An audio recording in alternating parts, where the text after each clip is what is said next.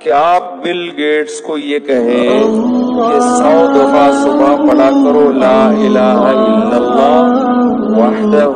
لا شریک لہ لہ الملک ولہ الحمد یحیی و یمیت،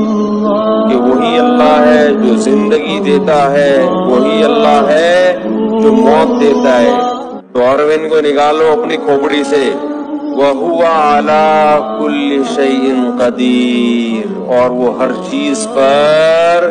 قدرت رکھتا ہے۔ کامیابی کے اسباب میں ناکام کر دے، ناکامی کے اسباب میں کامیاب، کیونکہ سائنسدان یہ بات بھی نہیں مانتے، تو وہ مان لے گا آپ کی بات، کہے گا بھائی یہ ٹائم ویسٹنگ ہے یار، بیٹھے ہوئے صبح لگے ہوئے لا الہ الا اللہ وحدہ لا شریک لہ لہ الملک ولہ الحمد وہو علی کل شیء قدیر، لا الہ الا اللہ وحدہ لا شریک لہ لہ الملک ولہ الحمد وہو علی کل شیء قدیر 100 دفعہ۔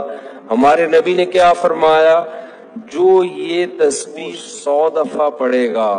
اتنی نیکیاں اپنے اعمال میں جمع کرے گا کہ اس سے زیادہ نیکیاں اس دن وہی کر سکتا ہے جو اس سے بھی زیادہ دفعہ پڑھ لے۔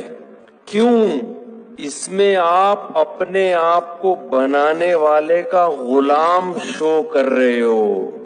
اور اپنی زبان سے اس کی وہ تعریفیں کر رہے ہو